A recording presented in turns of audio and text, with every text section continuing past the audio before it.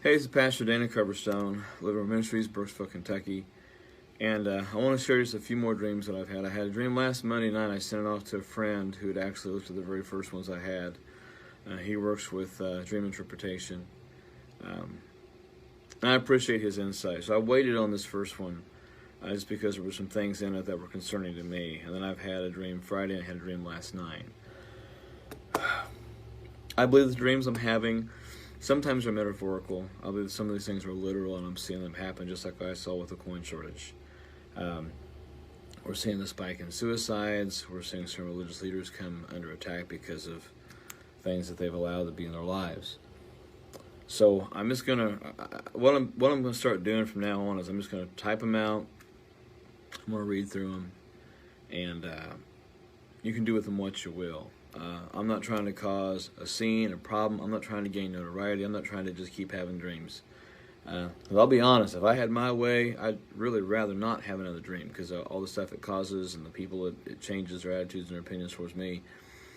But I believe God is shifting who I am as a pastor, not into a prophet at all. I still do not consider myself a prophet. I believe I'm a watchman. And the watchmen on the wall say, hey, folks, there's troops coming this way. They're bringing the artillery this way. Heavy movement coming, So that's kind of how I feel that I am right now. I'm still in uncharted territory, still trying to figure it out because these things weigh heavy on me. So I'm just going to read what I've had, share with you. And I'm reading it so I don't add into it. There's a lot of accusations about, well, I'm doing this and doing that, and I don't want to also try to interpret things as well. I'm just going to tell you what I saw in the dreams. Monday night, August the 17th, I dreamt I saw a calendar month in November. It was bent, it was torn, it was dirty. I saw trees in the backgrounds that were leafless, but there were a few trees that still had scarce amount of leaves on them, and they had turned. The leaves that were still on those trees had turned like it was about to rain. The sky was a dull gray with extreme cloud cover. I hardly ever see sunny skies in these dreams. That's one thing I know for sure. I saw that finger appear, and it circled November 3rd continuously, and it continued in a clockwise direction. And then suddenly, it changed to counterclockwise, and then these images began to appear. I saw cities on fire, which was nothing new. I saw headlines that read, Trump victory challenged everywhere. And it was on digital marquees like in New York, Times Square, places like that. There were protesters in the streets who were weary and asleep, and they appeared dirty and dingy like they had not slept or showered in weeks. And this bell rang. And suddenly these people come to life. They woke up and they started salivating like a dog, like Pavlov's dog situation. Big buckets of saliva. And it seemed to stain their shirts.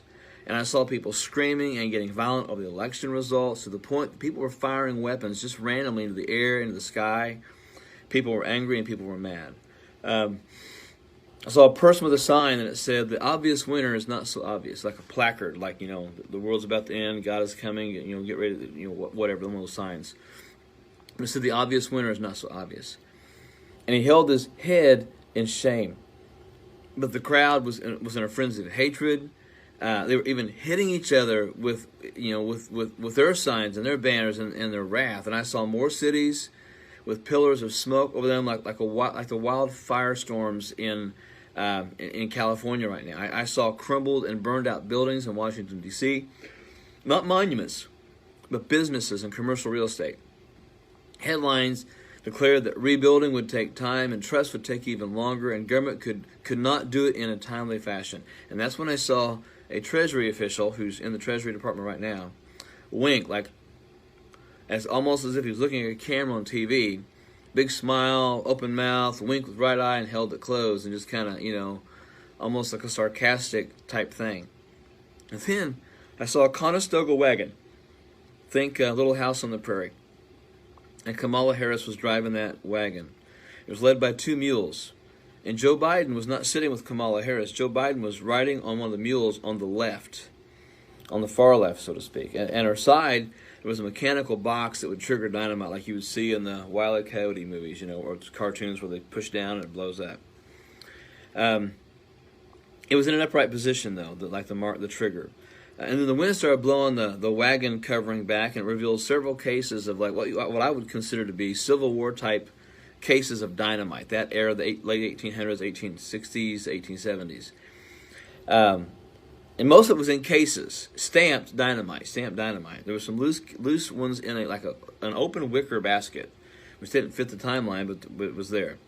And Harris began to whip the mules, and with the whip, and she was hitting Joe Biden as well. But Biden had no idea he was being whipped. He was not aware of what was happening. And the mules started moving and picking up speed. They were headed towards a target. And this is where I saw Hillary Clinton was standing behind President Trump. President Trump was on his knees. And she was wearing like a Wilma Flintstone dress. There were patches where it had not been finished yet. It wasn't seamed up. It wasn't sealed up. The collar wasn't on. There were like little strings just hanging all over the place. It was almost, it wasn't finished. It wasn't actually ready to be worn, I guess, for prime time or what she was doing. It was very ugly, and she had this gaudy ring on her index finger. It looked like it had blood on it. She had the skeleton key hanging from her neck, and it was dangling. And she had Donald Trump he was on his knees, and she had a Roman gladius knife to the left side. It was the left side of his throat, holding his head back like that. And the skeleton key was dangling in front of his face, and the skeleton key looked like it had blood and black mold all over it. And where it had leaned down, where it was banging against the front of her shirt, it looked like it left like a Nazi symbol. The stormtroopers, the Nazi SS had almost like the lightning signal, the lightning strike, the double pane of lightning. That's what it looked like on the front of her shirt. I'm not saying she's a Nazi. I'm just saying that symbol was on her shirt, and it was like just tainted, stained, black, red, ugly, gaudy. And the wagon starts picking up speed, and they're headed towards this. Hillary Clinton's holding Donald Trump, and Hillary's face was giddy. But next to her leg, there was like an animal trap, like a bear trap. And suddenly Trump grabs the key, and he pulls it down like this. Well, he grabbed it with his left hand. When she came down, he brought his right hand up and hit her in the face, in the chin. When she did that, she dropped the knife, and she stepped back. And the president began to run off quickly. Well, then she steps into the trap. And she's trying to get out, and she's trying to pick up the knife, and she can't lean over. She can't get the trap. She can't get the knife. And as the president runs, he's running towards the beast, which is the car he is usually in. I hear 3 gunshots, and they're handgun shots. This is not a shotgun or a rifle. This is a handgun shot. I hear 3 shots fired. And out of nowhere, I see 3 different, and it happens like there's one shot, then another, then another. But as Trump is running to the beast, a Secret Service agent jumps in front and gets one of the bullets and then rolls to the ground. Trump keeps running. The second shot's fired. Another Secret Service agent jumps in front of Trump and takes the shot and hits the ground. And then the third Secret Service agent jumps in front of the third bullet that comes at him. And then he gets into the beast. And at that moment, what I saw was the Secret Service agents were around the beast, but instead of normal, modern, traditional AR-15s or guns, they had muskets. But the other thing I noticed in the dream, that none of them were wearing glasses. Most Secret Service agents that I've always seen have always had sunglasses. And I noticed in the dream, they're all standing around the car looking out with the muskets like this. Nobody has it like this. They've got the muskets up, and they're watching, and they're looking around. They're surrounding the car, looking out from the car. The car is moving slowly, and they're moving with the car. So those are the things I'm seeing now. Hillary tried to pull her leg away. She couldn't. And finally the wagon struck her. There was just a huge explosion. And in the explosion, it threw the carcasses of the mules up on top of the building rubble. And the smoke was coming off them like they'd been grilled or something. Biden was laying face down in the middle of the street, and he had wheel tracks over the back of him. And there was a vulture sitting on his head. And I'm not trying to make fun. I'm not trying to disrespect anyone in political leadership at this moment. Those that know me know how I feel about certain people in leadership, but I still pray for these people. Harris was crying in disbelief, and her tears looked like they were the size of quarters. It was almost like she was crying quarters. The tears were as big as quarters, and it appeared like they looked like quarters coming out of her eyes. There was a huge hole in the ground. Buildings were collapsed. And then I saw the church. There was a separation line, and there was no middle ground. No middle ground left. As the sides literally, but I guess in the dream, at this time of the dream, sides had to have been taken. There was fire on the altars in the churches around the nation, and the fire moved on the heads of people who had been praying. And above the heads of many people in the church, I saw an actual question mark symbol above their head, and they appeared confused by what they were seeing in the world in the church. And I heard a voice say, "Those who refuse to get ready will be wanting in the end. So brace yourself and tell others that I have warned them to brace themselves, for they are about to see even more shocking things." I'm thinking of Habakkuk there, a passage that I have preached from in the last several weeks. Friday night, August 21st, I simply saw the white figure appear, raised a finger to the sky, and he said, "Ready or not, nation, here it comes. Brace yourself." Just a rather quick and simple, play on hide and seek, I guess. And last night, Monday, August 24th, I saw a calendar. It was turning the month of November. It had shadows flickering all over it. I saw this light in the sky, a big light, very large, bright light, and then darkness. And then I began to make out like a morning. It was morning, and the night was going away, and the fog and the haze were drifting away. And I saw there were many Americans, and they were in like an emergency shelter. I'm not for sure, but it seemed to me it was more along the Gulf Coast area. These people were huddled together, and they were shivering. There were individuals laying on cots, and there were suitcases all over the place, and a lot of desperate looks on the faces of most everyone. There were encouragers in the crowd, though, and they all were wearing crosses. And they stood out emotionally from everyone else because they seemed to have hope. They had smiles on their face. Everybody else was just downtrodden in despair, angry, frustrated, confused. And they were checking on people. They were trying to show patience and kindness, but at times they were met with anger and told to go away.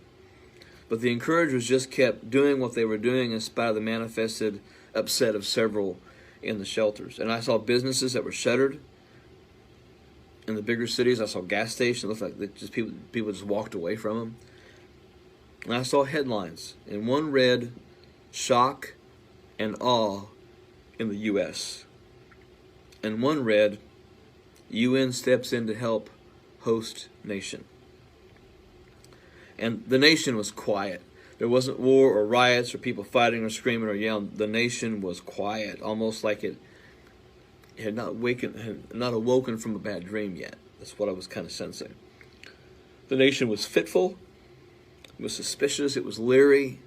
I saw people just quietly looking around and taking everything in with their eyes. Hesitant. It's very like they were expecting something to happen. And the sun was shining behind the clouds, but it was not out yet. And then the white figure appeared again. And he said, "Remain braced as this calm comes before a gathering storm that recovery will have a hard time finding." Remain braced as this calm comes before a gathering storm that recovery will have a hard time finding. I'm just sharing what I'm seeing. I know I wasn't supposed to share the one dream last week. I think maybe for the peace I had last night, I get glimpses from time to time. But this one, another one of those I'm feeling. I'm trying to be obedient. That's it. I'm just trying to be obedient. So you do with these what you want. I have some understanding of what they mean. I've asked others to look at them and pray about them too. But I believe the Lord's coming back soon, and He needs the church to be ready. He's trying to wake America up. He's trying to wake the church up. And there's not much more time for us to wake up.